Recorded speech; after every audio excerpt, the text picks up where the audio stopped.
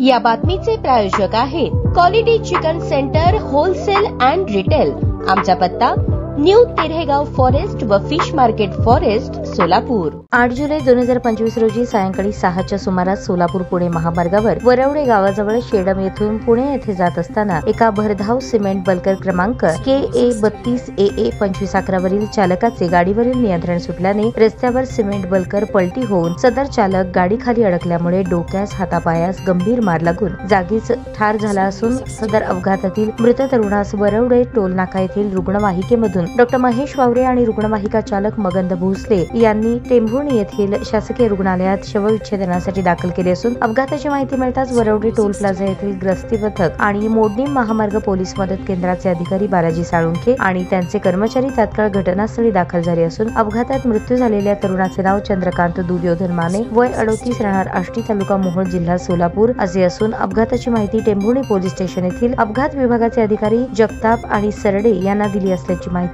Varavade toll plaza येथील गस्ती पथकाचे प्रमुख अमर पाटील यांनी दिली आहे।